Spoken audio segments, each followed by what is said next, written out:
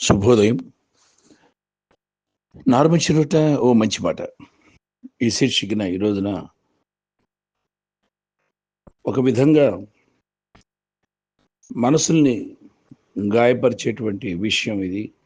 ప్రతి ఒక్కరూ బాధపడే విషయం. శీర్షిక కుసుమం టైటిల్ వచ్చి ఎంత మదం ఎంత అహంకారము, ఎంత మదం ఎంత అహంకారము టైటిల్ ఇదండి. ఇది ఒక వ్యక్తికి వర్తిస్తుంది ఈ రోజున. క్షమించండి, ఆయన అభిమానులు ఉండొచ్చు, ఆయన్ని ఆరాధించే వాళ్ళు ఉండొచ్చు, ఆయన ప్రేమించే వాళ్ళు ఉండొచ్చు. కానీ సభ్య సమాజం హర్షించే విధంగా లేదు ఆయన ప్రవర్తన ఈ మధ్య కాలంలో. అది అభిమానులకు తెలుసు, ప్రేక్షకులకు తెలుసు, ఫిల్మ్ ఇండస్ట్రీకి తెలుసు, యూట్యూబ్ ఛానల్స్, శాటిలైట్ ఛానల్స్ చూసే ప్రతి ఒక్కరికి తెలుసు. ఈ రోజున చెప్పాలంటే నెంబర్ 1 ప్లేస్ నుంచి నెంబర్ 20 వేసుకోండి, 20 కాదు 30 వేసుకోండి, 30 కాదు 40, 50 దాకా వేసుకోండి. 1 నుంచి 50వ స్థానం వరకు స్టార్ కమెడియన్ డాక్టర్ బ్రహ్మానందం గారే. ఎట్టి పరిస్థితుల్లో నెవ్వర్ చరిత్ర సృష్టించేటువంటి సత్యం ఇది. Doctor Brahmanandam is the star comedian. నిజంగా బ్రహ్మానందం గారు ఫిల్మ్ ఇండస్ట్రీలోకి అడుగుపెట్టిన తర్వాత అనతి కాలంలోనే హాస్యాన్ని ఒక కొత్త మలుపు తిప్పాడు. తనకంటూ ఒక హాస్యానికి మౌల్డ్ చేసుకుంటూ ప్రత్యేకతను సంతరింపజేసుకున్నాడు తనకంటూ. అంత గొప్పవాడు. మరి కాకపోతే కొన్ని వేల సినిమాలు, కొన్ని వేల విభిన్న పాత్రలు, రొటీన్ పాత్రలు కాదు, కొన్ని వేల విభిన్న పాత్రలు, వేషాలు. అసలు నిజంగా ఒక్క సినిమా సక్సెస్ అయింది అని అంటే because of 50% doctor Brahmanandam acting, doctor Brahmanandam character అని చాలా సినిమాలు మనకి ప్రూవ్ చేశాయి. ఉదాహరణకి చెప్పుకోవాలంటే ఒక అదుర్సు చెప్పుకోవచ్చు. ఇప్పటికీ కూడా ఎప్పటికైనా సరే ఆ సినిమా ఎన్టీఆర్ ఉన్నా ఆ సినిమా హిట్ అయింది అని అంటే అది బ్రహ్మానందం గారి వల్లనే. నిజంగా బ్రహ్మానందం లాంటి గొప్ప నటుడు, గొప్ప విద్యావేత్త, వినయశీలి, గొప్ప లెక్చరర్, అలాగే సంస్కారకర్త, అలాగే ఆధ్యాత్మిక ప్రవచనకర్త, ఫిలాసఫర్. ఆయన లిటరేచర్లో, సాహిత్యంలో ఆయన నిమించిన వాడు లేడు. అలాంటి ఆయనకున్నటువంటి గుణాల్లో ఇప్పుడు కొన్ని ప్రేలాపనలు చేస్తున్నటువంటి ఒక అగ్ర హీరో గతంలో ఏ పాటు ఉన్నాయి ఆయనకి, ఆ అగ్ర హీరోకి అనకూడదు. కానీ ఏమంత ప్రతిభా పాటవాలు ఉన్నాయి బ్రహ్మానందం గారిలో ఉన్నటువంటివి, టాలెంట్స్ కానీ. బ్రహ్మానందం గారు వేసినటువంటి క్యారెక్టర్స్, విభిన్న తరహా పాత్రలు వేశాడు ఆయన. ఈ మధ్యకాలంలో ప్రేలాపనలు ఎక్కువైపోతున్నాయి. ఒక్కోసారి అనిపిస్తుంది, కొంతమంది జర్నలిస్టు సోదరులు కూడా అన్నారు, ఆయన్ని ఏ డాక్టర్కైనా చూపించాలి, లేకపోతే ఆయనకు ట్రీట్మెంట్ ఇప్పించాలండి అని అనుకున్న రోజులు కూడా ఉన్నాయి. గుసగుసలాడారు. పైకి ఏమనంటే భయం. ఎందుకు భయమో నాకు తెలియదు. నిజంగా ఈ మధ్యకాలంలో ఎవరో కాదండి, రాజేంద్ర ప్రసాద్ గారు. ఆయన గొప్ప నటుడే, కాదనం, గొప్ప హాస్య నటుడే. మాజీ ప్రధానమంత్రి పివి నరసింహారావు లాంటి వ్యక్తిని నవ్వించి పివి నరసింహారావు గారి ప్రశంసలు పొందిన గొప్ప నటుడే, కాదను. అద్భుతమైన పాత్రలు వేశాడు, అద్భుతంగా నవ్వించాడు, ఏడిపించాడు ఆ నలుగురు సినిమా ద్వారా కూడా. అలాంటి వ్యక్తి, అలాంటి అగ్ర హీరోగా మనగలిగిన వ్యక్తి ఈ రోజున వేదికల మీదకి ఎక్కితే భయంగా ఉంది జనానికి. ఎవరిని ఏ కామెంట్ చేస్తాడో, ఏ బూతులు తిడతాడో, ఏం చేస్తాడో అని చెప్పి ఆ విధంగా ప్రవర్తిస్తున్నాడు ఆయన. నిజంగా చెప్పాలంటే ఏదో పైత్యం పరాకాష్ఠకు చేరినట్టుగా బండబూతులు తిట్టేస్తున్నాడు బహిరంగంగా. ఆ మధ్య ఎస్వి కృష్ణారెడ్డి గారి సభలో ఆలీ గారిని లంజ కొడక అని తిట్టాడు. నిన్నగాక మొన్న బ్రహ్మానందం గారిని ముసలి ముండా కొడుకువి అని అన్నాడు. అది పద్ధతేనా అండి? అలాగే కృష్ణారెడ్డి గారి సభకు వచ్చినటువంటి రోజాని కానీ, లేకపోతే ఆమన్ని కానీ సే ఏమేమో అని చెప్పి ఏకవచనంలో ఇవన్నీ కూడా నా ముందు వచ్చాయని. అలాగే ఇంకొక హీరోయిన్ని, అప్పటి హీరోయిన్ని, అప్పుడు సన్నగా ఉండేది ఇప్పుడు బోండం అయిపోయింది అని చెప్పి పిచ్చి పిచ్చి వాగుళ్ళన్నీ వాగుతున్నాడు ఆయన. అది నీచాతి నీచంగా తయారైపోయి చివరికి ఆయన పతనానికి మోహిని భస్మాసురుడిలాగా అయిపోతుందేమోనని భయం వేస్తుంది. ఎవరూ కూడా ఆయన్ని సభలకు పిలవరేమో అన్న భయం కూడా ఏర్పడిపోయింది. నిజంగానే సభ్యత సంస్కారం నేర్చుకోవద్దండి. నువ్వు ఇండస్ట్రీలోకి ఎలా వచ్చావు ఒకసారి ఆలోచించు. ఎంతసేపు చూసినా ఎన్టీ రామారావు గారి గొడ్లపాకలో పుట్టాను అని అంటే అది గొప్ప. ఎన్టీ రామారావు గారి గొడ్లపాకలో పుట్టాను, నేను గొప్ప, అక్కడ పుట్టాను, అది పుట్టాను, ఇది పుట్టాను అని. ఎన్టీ రామారావు ఈగో ఫీలింగ్ చాలా ఉంది. మెగాస్టార్ చిరంజీవి ఆయన్ని కూడా పట్టుకొని ఆయనతో కూడా సమవుజ్జి అన్నట్టు ఆయన్ని నేను డామినేట్ చేశాను అన్నట్టు కూడా కొన్ని సభల్లో ఇదివరకు మాట్లాడటం జరిగింది. ఆ తర్వాత మరి సందర్భం తగ్గట్టుగా మరి సినిమాలు కావాలి కదా, హీరోగా సినిమాలు అవకాశాలు లేనప్పుడు ఏం చేయాలి? ఏ పాత్ర వచ్చినా వేయాలి కాబట్టి సపోర్టింగ్ క్యారెక్టర్స్, తండ్రి క్యారెక్టర్స్ వేయాలి కాబట్టి అందరితో మళ్ళీ మమేకం. ఒక్క మాట మీద నిలబడే మనిషిగా లేడు ఈయన రాజేంద్ర ప్రసాద్ గారు. ఒక మాట ఈ రోజున అంటాడు, మళ్ళీ వెంటనే మర్నాడు ప్రెస్ మీట్ లాగా పెడితే ఆ రోషన్ లాంటి వాడు వెళ్ళిపోయి కూర్చుంటే ఆ రోషన్కి చెప్తాడు నేను అనలేదని చెప్పి. మళ్ళీ ఆయన వివరణ, అదేమో సుమన్ టీవీలో చూపించటం. ఏంటండి అసలు? అయినా ఈ టీవీ పాత్రికేయులకు కూడా వెంటనే గర్హనీయంగా ఇది చాలా తప్పండి, మీరు అలా అనకూడదు అని ప్రభు లాంటి సీనియర్ మోస్ట్ ఫిలిం జర్నలిస్టులు కానీ వీళ్ళందరూ ఎందుకని ఖండించట్లేదు, ఎందుకని అనట్లేదు? చాలా బాధాకరంగా ఉంది, తలుచుకుంటేనే చాలా బాధగా ఉంది. ఆ మధ్యకాలంలో ఎవరిని పడితే వాళ్ళని, ఒక హీరోని కాదు, ఒక కెమెరామెన్ని కాదు కానీ వాడు నా దగ్గర అసిస్టెంట్ కెమెరామెన్గా చేశాడు. ఏరా ఎక్కడున్నావు, ఏ మూల ఉన్నావు?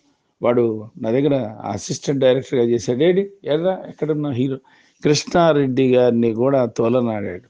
కృష్ణారెడ్డి గారు పర్సనల్ ఇంటర్వ్యూలో రాజేందర్ ప్రసాద్ గారు చేసిన హెరాస్మెంట్, రాజేంద్ర ప్రసాద్ గారు తనని తోలనాడిన విధానాన్ని ఒకసారి ఇంటర్వ్యూలో చెప్తే కళ్ళు చెమ్మగిల్లాయి.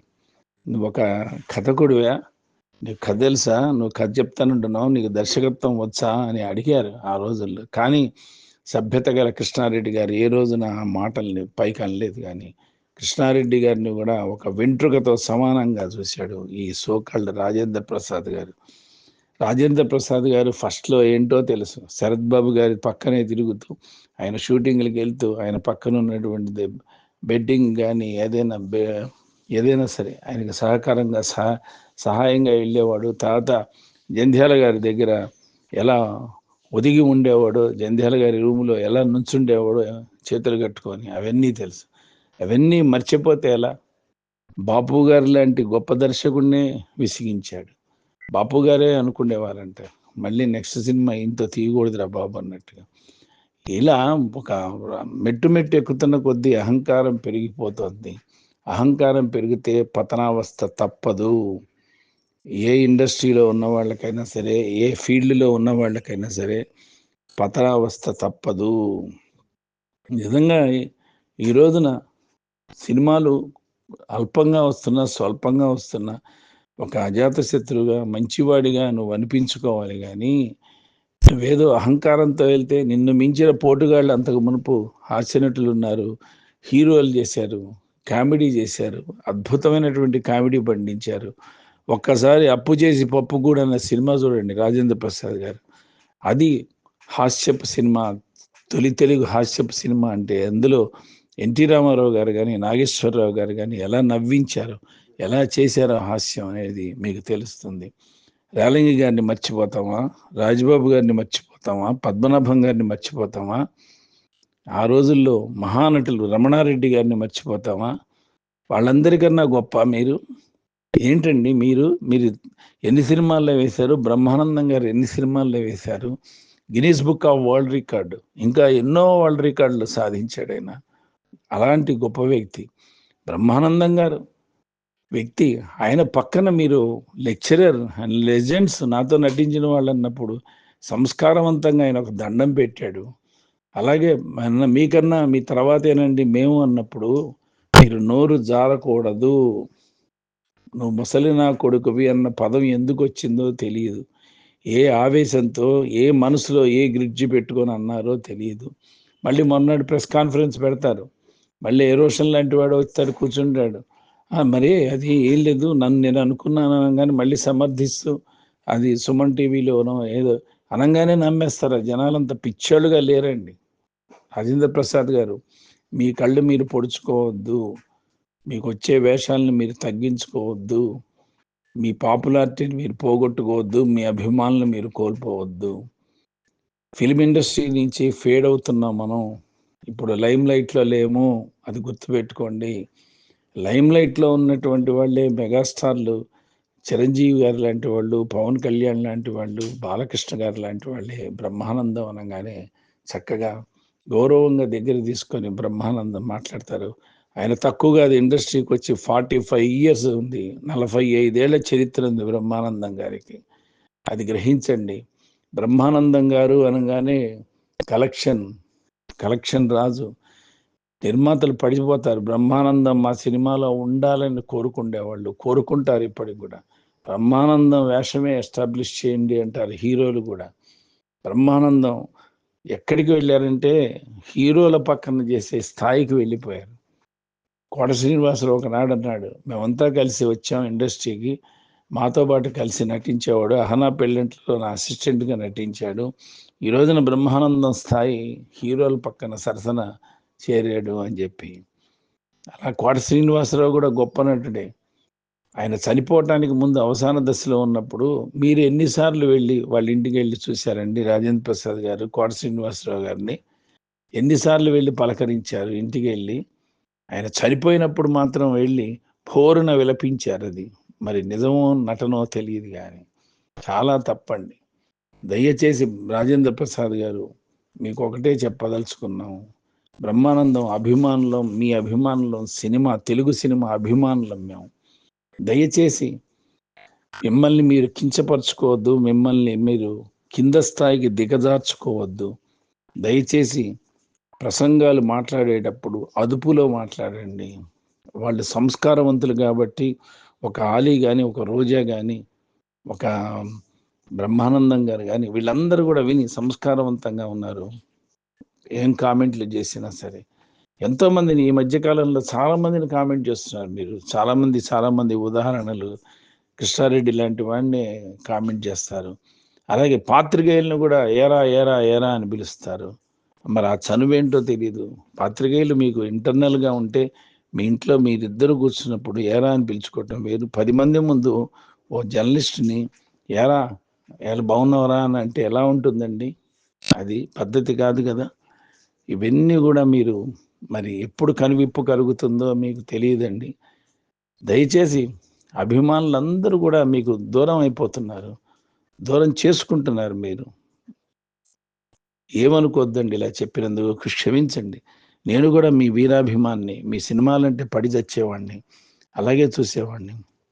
జంధ్యాల భిక్ష పెట్టాడు మీకు. అది మర్చిపోబాకండి జంధ్యాల గారు. అలాగే రేలంగి నరసింహారావు గారు లాంటి గొప్ప దర్శకుడు మీకు భిక్ష పెట్టాడు. అది మర్చిపోవద్దు. హాస్య దర్శకులందరూ కూడా ఆ రోజుల్లో మిమ్మల్ని ఎన్నుకొని, మిమ్మల్ని మౌల్డ్ చేసి, మీకొక వాళ్ళు వంగి వాళ్ళ వీపుల మీద నుంచి మిమ్మల్ని కీర్తి శిఖరాల మీదకి అధిరోహింపజేశారు వాళ్ళంతా.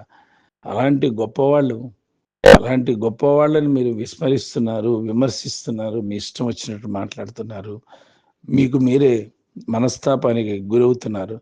ఒక్కసారి ఆత్మసాక్షిని ప్రశ్నించుకోండి. దయచేసి ఇక మీదటైనా సరే ప్రేలాపనలు, పిచ్చి ప్రేలాపనలు మానుకోండి దయచేసి. బ్రహ్మానందం అభిమానులం మేము. అది గుర్తుపెట్టుకోండి. అభిమానులను ఒక అభిమానించే ఒక స్టార్ కమెడియన్ని పట్టుకొని మీరు ముండా కొడుకు అని అంటే ఎలా ఉంటుందండి? తల్లిని తిట్టినట్టు కాదా? లంచ కొడుకు అని తల్లిని తిట్టినట్టు కాదా ఆలీని? ఏంటండి ఈ మాటలు? ఈ నోటి నుంచి ఇలాంటి పదాలు వస్తున్నాయి. దయచేసి లేకపోతే డాక్టర్‌కి చూపించుకోండి. డాక్టర్ కంట్రోల్ చేసుకోండి. నిజంగా ఒక కన్న కూతుర్ని పోగొట్టుకున్న తర్వాత మీకు మతి స్థిమితంలో కాస్త తేడా వచ్చిందేమో అని అనిపిస్తోంది. డిప్రెషన్‌కి లోనవుతున్నారేమో అనిపిస్తోంది. చిట్టంత కూతురు ఆ రోజుల్లో ఇండస్ట్రీ మొత్తం మీకు సపోర్ట్‌గా ఉంది. శ్రోతలందరూ ఉన్నారు. ప్రేక్షకులందరూ ఉన్నారు. సినీ లోకం అందరూ మీకు సపోర్ట్‌గా ఉన్నారు. ఓదార్చారు. క్యూలు కట్టుకొని మీ ఇంటికొచ్చారు. కన్నీటి బాష్పాంజలి రాల్చారు. రేలంగి నరసింహారావు గారు లాంటి వ్యక్తి అయితే గనక 10 రోజులు మీ వెంటే ఉన్నాడు. ఆయన చూస్తూనే ఉన్నాము. మీకు మళ్ళీ స్థిమితం దక్కేంత వరకు ఉన్నారు. సో, రాజేంద్ర ప్రసాద్ గారు దయచేసి మీరు పతనావస్థకు వెళ్ళొద్దు. హీనావస్థకు వెళ్ళవద్దు. ఏహ్యంగా ప్రవర్తించొద్దు. హేళనగా ప్రవర్తించొద్దు. ఇది ఒక మీ అభిమానిగా దయచేసి రాజేంద్ర ప్రసాద్ అభిమానులు ఎవరున్నా సరే వాళ్ళకి మోకరిల్లుతున్నాను. ఆయనలో ఇలాంటి మార్పులొచ్చాయి గాబట్టి, ఆయనలో మార్పు రావాలని చెప్పి మనమందరం ఆశిద్దాం. దేవుణ్ణి ప్రార్థిద్దాం. స్వస్తి. భవదీయుడు నారుమించి.